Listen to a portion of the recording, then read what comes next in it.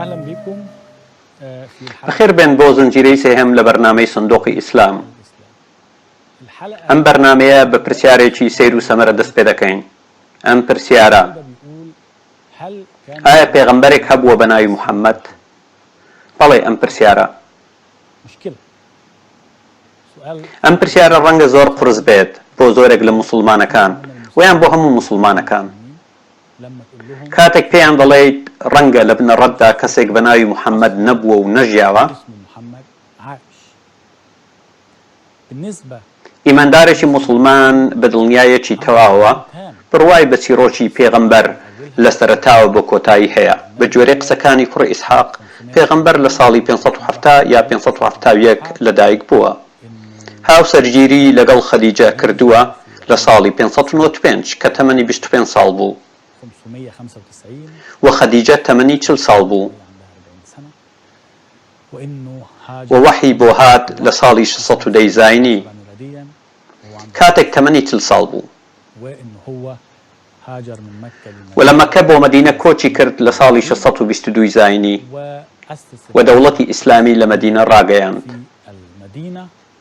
و لە ساڵی 632 زاینی لە مەدینە کۆچی دوایی کرد. و پاشان خەلیفەکانی ڕاشدین هاتن: ئەبوو بەکر و عومەر و عوسمان و عەلی. ئەو قسانە لە مێژووی ئیسلامدا هەن. مێژووی ئیسلامی ساڵانێکی زۆر لە دوای مردنی پێغەمبەر نووسراونەتەوە. یەکەم کتاب سەبارەت بە سیرەی موحەممەد لەلایەن کوڕی ئیسحاق نووسرا 130 ساڵ لە دوای مردنی پێغەمبەر. لە فەرهەنگی عەرەبیدا کە کاتێک کەسێک لە هەمان کاتدا ڕووداوێک دەجوێزێتەوە یا لەسەر شتێک دەنووسێت، کەسێک ئەمڕۆ لە قاهیرە چووە بۆ ئەممان یا لوبنان یا ڕیاض، دێت بە تەواوی بە شێوەیەکی جیا باسی شتەکە یا ڕووداوەکە دەکات. جا خەیاڵ بکە نووسینەوەی ڕووداوێک 130 ساڵ دواتر دەبێت چه ئەفسانەیەکی تیاکەوت بێت. ئەوە سەبارەت بەو موسڵمانانەی کە سەرگوزەشتەی پێغەمبەر دەخوێننەوە، ویان مێژووی پێغەمبەر موحەممەد لە ڕێگای سیرەکەی دەناسن. یەکەم کەس کە نووسیویەتی کوڕی ئیسحاق بووە، بەڵام نووسینەکەی کوڕی ئیسحاق بەدەست ئێمە نەگەیشتووە. ئەو سیرەی پێغەمبەر کە کوڕی ئیسحاق لە سەدەی هەشتەمدا نووسیویەتی، واتە دوای 130 ساڵ لە دوای مردنی موحەممەد بەدەست ئێمە نەگەیشتووە، ون بووە. کەس نازانێت لەبەرچی ون بووە. قوتابیەکی کوڕی ئیسحاق بە ناوی بەکائی دەستکاری هەندێک شتی لە نووسینەکەی کوڕی ئیسحاق کرد، و پاشان قوتابیەکی بەکائی بە ناوی کوڕی هیشام چاوی پێداخشاندەوە.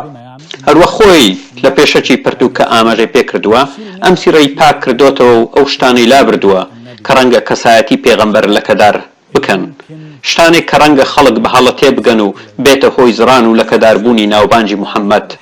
ئەو شتانە چین کە لای بردوون، ئێمە هەندێکیان دەزانین و هەندێکیان نازانین، وەکو چیرۆکی غەرانیقەکان. غەرانیقەکان چیرۆکێکە لە قورئاندا ئاماژەی پێکراوە و لە سوڕەتی نەجمدا هاتووە کاتێک قسە دەکات لەسەر ئەفەڕەئەیتم اللات والعوزا ومناة الثالثة الأخرى. تەفسیری تەبەری دەڵێت ئەم ئاەتە لە بنەڕەتەوە شەیتان تەداخلی تێدا کردووە، واتە شەیتان وەحی بۆ پێغەمبەر ناردووە، و وەحیەکە بە پێغەمبەر دەڵێت ئەفەڕەئەیتم اللات والعوزا ومناة الثالثة الأخرى، و ئەوەی لە دوای ئەمە دێت تكلم الغرانيق العلا وإن شفاعاتهن لترتجى. باشە بۆ چکە پێغەمبەر هیوای دەخواست کە قوڕەیش بڕوا بە پەیامەکەی بێنن، و زۆر هەوڵی لەگەڵ قوڕەیشەکاندا، بەڵام هەوڵەکانی پێغەمبەر بێهودە بوون، سوودی نەبوو، قوڕەیشەکان بڕوایان نەهێنا، بڕوایان بە فکرەی یەک خودایی نەهێنا، چکە بیرۆکەی یەک خودایی ناکۆک بوو لەگەڵ بیرۆکەی بتپەرستی قوڕەیشەکان. بۆ خەڵکی مەکە جێگای هەرسکردن نەبوو، و بڕوایان بە پەیامەکەی محەممەد نەهێنا. پاش ئەوەی زۆر هەوڵیدا و نەیتوانی باوەڕیان پێبێنێت، گەیشت بە ڕێگا چارەیەکی ناوەڕاست. لەبەرەوە پێی وتن: ئەفەڕەئەیتم اللات والعوزا. قوڕیشەکان دەیانویست ئاماژە بە خواکانیان بکرێت لە قورئاندا. ئەوە بوو ئاماژەی پێکرد.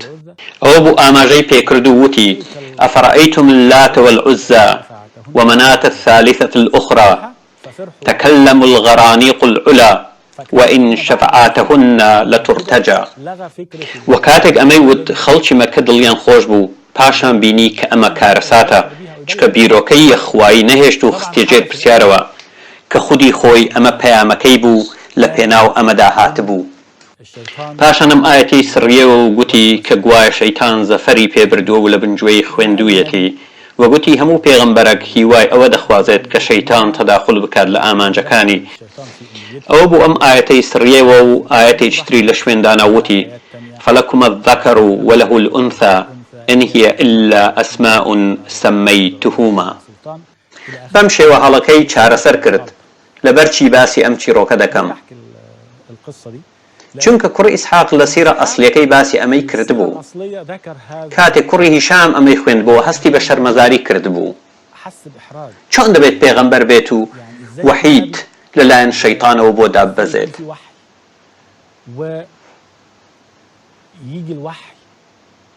ئەمە شتێکە کە گومان دەخاتە سەر ڕاستی پێغەمبەرایەتی. ڕەنگە ئاەتی تر هەبن کە شەیتان تەداخلی تێدا کردبێت. ئەگەر شەیتان جارێک تەداخل بکا، ڕەنگە بۆ جاری دووەم و سێیەمیش تەداخل بکات. بەم جۆرە کوڕی هیشام ئەمە و زۆر شتی تری سڕیەوە و چەند هۆنراوەی سڕیەوە کە ناوبانگ و کەسایەتی پێغەمبەریان دەزڕاند. ئەگەر ئەو شعرانە تا ئێستا مابوونایەتەوە، ڕەنگە زۆر شتمان سەبارەت بە ژیانی محەممەد بۆ ڕوندەبەوە. ئەو شتانەی من بۆتان باز دەکەم تەنها لە ناو سەرچاوە ئیسلامیەکاندا ئاماژەی پێکراوە. کاتێک لێکۆڵەرەوە ڕۆژئاوایەکان دێن و لێکۆڵینەوە لە چیرۆکی محەممەد دەکەن، پێویستیان بە سەرچاوەی تر هەیە، پێویستیان بە سەرچاوەی نائیسلامی هەیە. پێغەمبەرێک بۆ 23 ساڵ وحی بۆ هات بێت و قورئانی بۆ دابەزی بێت و سەرکردەی لەشکر بوو بێت و دەوڵەتی ئیسلامی دروست کرد بێت و نامەی بۆ مەقەوقەس و پادشای فارسەکان ناردبێت، زۆر سەیرە. هیچ سەرچاوەیەک نییە ئاماژە بەو شتانە بکات. ئەم شتانە بوونیان نییە. من لە ئەستەمبۆڵ بووم 10 ساڵ لەمەوبەر. من 10 ساڵ لەمەوبەر لە ئەستەمبۆڵ بووم، لە مۆزەخانەی بابلعالی.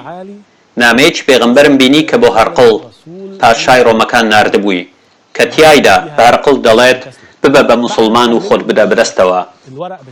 دواتر لێکۆڵینەوەکان نیشانیاندا کە هەم حوبرەکە و هەم ئەو کاغەزەی کە نامەکەی لەسەر نووسرا بوو دەگەڕێنەوە بۆ چەند سەدەیەک لە دوای مردنی پێغەمبەر، واتە بۆ سەدەکانی ناوەڕاست، واتە نامەی پێغەمبەر نەبوون.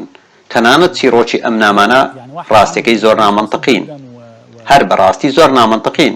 چۆن کەسێک کە سوپایەکی سادەی هەبوو بێت و کۆمەلگایەکی سادەی هەبوو بێت کە لە بیابان ژیابن، نام بۆ پاشاکانی ڕۆم و فارس و میسر دەنێرێت و هەڕەشەیان لێ دەکات کە بن بە موسڵمان. بەڕاستی زۆر نامەنتەقیە. بۆ هەر نامەیەک یا تەکستێکی قورئان کە لە سەردەمی پێغەمبەردا نووسرابێت بگەڕیت نایدۆزیتەوە و نییە. ئەمەش لێکۆڵینەوەی زانستی مێژووی تووشی ئەزمە کردووە. هەموو شتەکان سەبارەت بە ئیسلام 130 ساڵ لە دوای مردنی محەممەد نووسراونەتەوە. هیچ سەرچاوەیەک نییە کە پێمان بڵێت ئەو کات چی ڕوویداوە. هیچ سەرچاوەیەکی بیانی نییە کە ئاماژەی پێکرد بێت و هیچ سەرچاوەیەکی بیانی نییە کە ئاماژەی بە ناوی محەممەد کرد بێت. شتێکی زۆر سەیر و سەمەرە و نائاساییە. تا 6 ساڵ دوای مردنی محەممەد هیچ سەرچاوەیەکی عەرەب و بێزەنتینی و فارس و هیچ زمانێکی تری نووسراو نییە کە ئاماژەی بە ناوی محەممەد کرد بێت. شتێک بە ناوی محەممەد و ئیسلام و قورئان نییە. شتێک نییە بە ناوی قورئان، یەک بەڵگە نییە کە ئەمە بسەلمێنێت.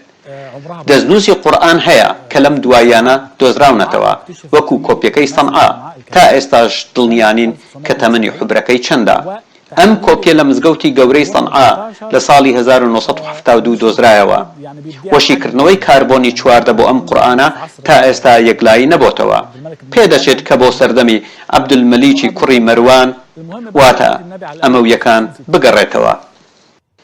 پێیان تۆزێک زووتر واتە لایەنی کەم بۆ 50 تا 6 ساڵ دوای مردنی پێغەمبەر باشە چۆن تەنانەت بەڵگەیەکیش نییە کە بۆ سەردەمی عومەری کوڕی خەتاب و عوسمانی کوڕی عەفان و ڕۆژگارەکانی عەلی و ئەبوو بەکر بگەڕێتەوە کە ئەوانە بەسەر فارس و ڕۆم بەسەر دیمەشق و قاهیرە زاڵ بوون. تەنها یەک بەڵگەنامە نییە کە ناوی ئیسلام یان محەممەد یا قورئانی تێدا بێت.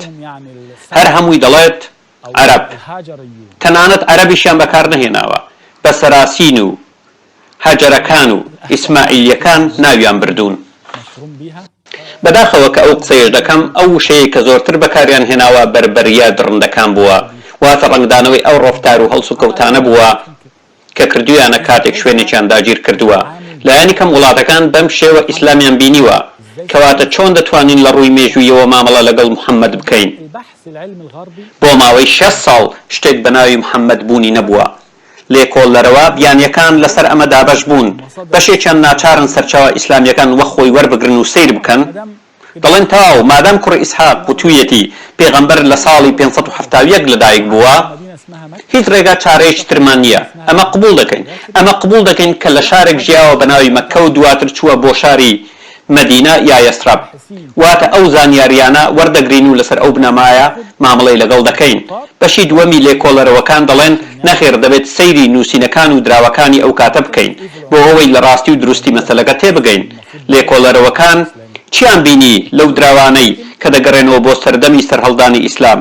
بینیان کە فەرمانڕەواکەیان خاچێکی بەدەستەوەیە. باشە چۆن فەرمانڕەوایەکی ئیسلامی دەبێت خاچی بەدەستەوە بێت؟ چۆن دەبێت فەرمانڕەوایەکی ئەمەویەکان کە لە دوای ڕاشیدیەکان هاتوون خاچیان بەدەستەوە بێت؟ ئەمە لەکوێ هاتووە و چۆن سەری هەڵداوە؟ ئەی محەممەد لەکوێیە؟ گوایە بەنامە و نووسین جیهانی سەرقاڵ کردبوو. ئەی ناوی قورئان و ئیسلام لەکوێن؟ نایەندۆزیتەوە. پیردۆزەیەکەیە کە لەسەر بنەمایی بیرۆکەی پەرتووکی هاجەریەکان هاتۆتە ئاراوە. ئەمە پەرتووکێکی زۆر گرنگە، هەرچەندە من لەگەڵیدا ناکۆکم.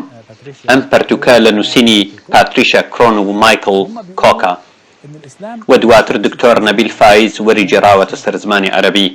ئەم دوو نووسەرە دەڵێن ئیسلام لە دورگەی عەرەبی سەری هەڵنەداوە، بەڵکو لە شام سەری هەڵداوە. لەسەر بنەمای هاوپەیمانی نێوان ئیسلام و جوولەکە بۆ دژایەتیکردنی بێزەنتینیەکان سەری هەڵداوە. جوولەکانی شام لەگەڵ عەرەبەکانی شام هاوپەیمانیان کرد بۆ ئەوەی بێزەنتینیەکان ببەزێنن و پاشەکشەیان پێ بکەن. ئەمە پیردۆزەیەکە. پیردۆزەی دووەم لەسەر بنەمای بیر و بۆچوونەکانی زانایەکی بەناوبانگی ئەڵمانی بە ناوی کریستۆفە لۆکسمبۆرگ بنیادنراوە. کریستۆفە لە پەرتووچێکدا ئاماژەی بە بیر و بۆچوونەکانی کردووە. کریستۆفە بەڕەچەڵک لوبنانی و زمانی سریانی و عەرەبی باش دەزانێت و لێکۆڵەرەوەیەکی زۆر بەناوبانگە. پەرتووکەی بە ناوی خوێندنەوەیەکی ئارامی سریانی بۆ قورئانە. لۆکسمبۆرگ دەڵێت کە قورئان سەدەها وشەی لە زمانی سریانی بردووە و هەندێک لەم وشانە و لە هەندێک حاڵەتدا تێگەیشتنی هەڵەیان لە زمانی عەرەبیدا بۆ کراوە و دەڵێت نمونەی ئەکجار زۆر هەن و دەتوانیت ئەم پەرتووکە بە زمانی ئینگلیزی بخوێنیتەوە. بۆ نمونە وشەی فەرقان، ئێمە ئەم وشەیە بە هەمان مانای قورئان وەردەگرین. سبحان الذي نزل الفرقان على عبده. وشەی فرقان لە سریانی واتە خەلاص، واتە تەواو یا کۆتایی. لۆکسمبۆرگ دەڵێت ئەمە دەربڕینێکی مەسیحیانەیە و مەبەستی عیسایە. واتە سبحان الذي نزل الخلاص على عبده، کە ئەمە هیچ پەیوەندی بە قورئانەوە نییە. بۆ زانیاریتان لۆکسمبۆرگ نازناوە و ناوی ڕاستی نووسەرەکە نییە، چکە دەزانێت ئەگەر بە ناوی خۆی ئەم پەرتووکەی بڵاو کردایەتەوە دەیان کوشت. نمونەیەکی تر وشەی ئەڵقەدر، ئینا ئەنزلناه في ليلة القدر ليلة القدر خير من ألف شهر. و بۆی بە دیارکەوت کە ئەمەش وتنەوەیەکی سریانی کۆم بووە و بۆی بە دیارکەوت کە ئەمە مەسیحیەکان لە ساڕۆژی لەدایکبوونی عیسا وتویانەتەوە ئەمە شتێکی سیر و سەمەرەیە ئەم زاراوانە پێشووتر لای عەرب نەزانراو بوون ڕۆح و فرشتە بە تەواوی زاراوەی جیهانی مەسیحین ئەگەر سەیری سەرەتایی ئیسلام بکەیت زاراوەی زۆر مەسیحی تێدایە وە قسەی زۆر سەبارەت بە بیرۆکەی مەسیحیەت و عیسای تێدایە هەموو ئەم بیرۆکانە لە سەردەمی سەرهەڵدانی ئیسلام لە سووریا و شام و فەڵەستین گفتوگۆیان لەسەر کراوە دیارە ئەم بابەتانە بە هیچ جۆرێک پەیوەندیان نە بە مەککەوە هەیە و نە بە مەدینە ئەم بابەتانە هیچ پەیوەندێکیان بە خەڵکی ئەم دوو شارەوە نەبووە ئەم گفتوگۆیانە تەنها لە ناو دەوڵەتی بێزەنتینی لە سووریا و میسر کراون گفتوگۆی سروشتی عیسا ئایا عیسا کوڕی خودایە یا سیانیەکەیە ئەمە هیچ پەیوەندی بەو عەرەبانەوە نەبووە کە مەسیحی نەبوون تەنها پەیوەندی بەم عەرەبانەوە هەبووە کە مەسیحی بوون کاتێک لوکسمبۆرگ ئەم پەرتوکەی نووسی لێکۆڵەرەوەکان بۆیان دەرکەوت کە سەبارەت بە ئیسلام و محەممەد و قورئان ناکرێت تەنها پشت بە نووسینەکانی کوڕی ئیسحاق ببەستن الباحثين ابتدوا ينتبهوا ان احنا ما نقدرش نعتمد فعلا بقى على الكلام اللي قاله ابن اسحاق وغيره في قصة النبي وقصة الإسلام. ئەو بوو لێکۆڵەرەوەکان گەڕانەوە بۆ دەستنووسەکان و بۆ دراوەکان ئەو بوو گەیشتن بەو ئەنجامەی کە کەسێک لە بنەڕەتەوە بە ناوی محەممەد نەبووە محەممەد تەنها ناوێکە کە دواتر دایانهێناوە من بەش بە حاڵی خۆم بڕوان بەم بیردۆزەیە نییە بەڵام ئەو بەڵگەی شارەزایان ئاماژەی پێدەکەن تا ڕادەیەک بڕوا پێهێنەرە ناوی محەممەد تەنها 4 جار لە قورئان ئاماژەی پێکراوە کاتێک دەڵێت وەما محەممەد إلا رسول ما كان محمد أبا أحدين محمد رسول الله وهتا وەکو دوایی تەنها 4 جار ئەڵبەتە ژمارەیەکی زۆر کەم ئاماژە بە ناوی محەممەد کراوە بە بەراورد بە ناوی پێغەمبەرەکانی تر لە قورئاندا 36 جار ئاماژە بە ناوی عیسا کراوە 136 جار ئاماژە بە ناوی موسا کراوە 69 جار ئاماژە بە ناوی ئیبراهیم کراوە نۆحیش نازانم چەندەها 6 جار ئاماژەی پێکراوە واتە پێغەمبەرەکان بە ژمارەیەکی بەرچاو لە قورئان ئاماژەیان پێکراوە باشە بۆ هۆکاری ئەمە چییە و شتێکی تر ڕوون بۆتەوە هەرچەند جارێک ئاماژە بە ناوی محەممەد کراوە تەنها لە مەدینە بووە لە مەککە نەبووە لە قورئانی مەککە هیچ ئاماژەیەک بە ناوی محەممەد نەکراوە ئەمە بۆ ئەمەش شتێکی نائاساییە بۆچی ئەم بە دیار نەکەوتنە ئەوەی جێگای سەرسوڕمانە ئەوەیە کە وشەی محەممەد وشەیەکی سریانیە و عەرەبە مەسیحیەکان وەک وەسفکردنێک بۆ شکۆمەندی عیسا بەکاریان هێناوە بۆ نمونە دەیانگوت محەممەدی کوڕی خودا ویان محەممەد عەبدی خوا و هەروەها وشەی عەبدوڵڵا مەسیحیە ئیسلام دایان نەهێنا محەممەد پیا هەڵگوتنە وەک مستەفا یان هەڵبژێردراو یان مەمدوح زمانی عەرەبی لە زمانی ئارامی و سریانی سەرێک هەڵداوە بە هەمان شێوەی زمانی عیبری گەشەی کردووە هەروەک چۆن ئارامی لێ هاتۆتە ئاراوە و لە ئارامی سریانی سەری هەڵداوە و تێکەڵێک لە ئارامی و سریانی زمانی عەرەبیان لێ هاتۆتە ئاراوە ئەوانەی خاوەن ئەم بیرۆکەیان و دەڵێن ناوی محەممەد دواتر داهێنرا بەم شتانە دەبەستن دەڵێن کەسێک نەبووە بە ناوی محەممەد دەڵێن بەڵێ ڕەنگە کەسێک هەبوو بێت لە عەرەبە مەسیحیەکان کە ویستویەتی گەشە بە مەسیحیەت بدات چکە مەسیحیەت ئەو کات لق و پۆپی زۆر بوو بەتایبەتی لەژێر زەبر و زەنجی دەوڵەتی بێزەنتینی کە تەنها پشتی بەیەک مەبدە بەست بوو کە ئیسا دوو سروشتی هەیە سروشتێکی خودایی و سروشتێکی مرۆڤی هەندێک خەڵکی تر دەیانگوت نەخێر ئیسا تەنها یەک سروشتی هەیە کە پێیان دەوتن مۆنۆفیزیقی و هەندێک مەسیحی هەبوون دەیانگوت کە ئیسا کوڕی خوا نییە و تەنها پێغەمبەرە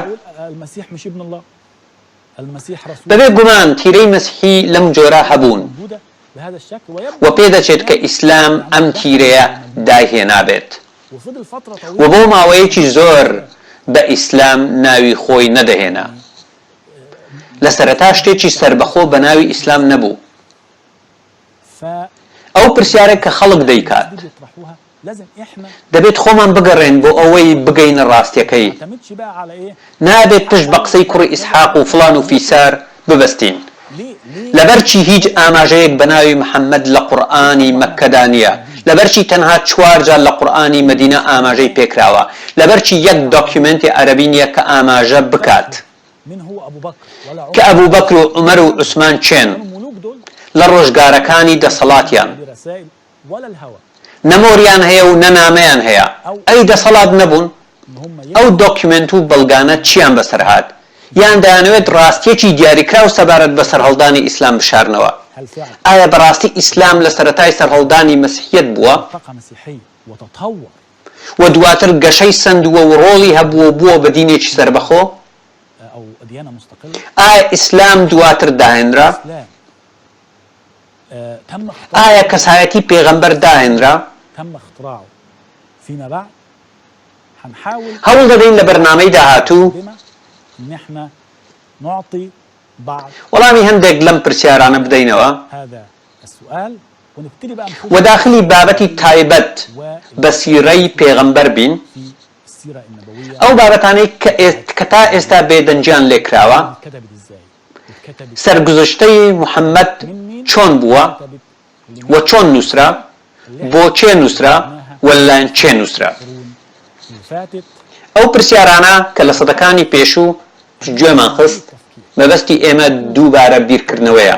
کاتێک دڵین پاکردنەوەی تراس و کەلتوری ئیسلام دەبێت بگەڕێنەوە بۆ سەرچاو بۆ بناغا. ئەو بناغەیەی خانوەکەی لەسەر دروستکراوە، لەسەر چی دروستکراو، چۆن دروستکرا. ئەگەر بتوێت ڕەخنە بگریت دەبێت لێرەوە دەست پێ بکەیت. لە زنجیرەی داهاتوو دەتان بینمەوە.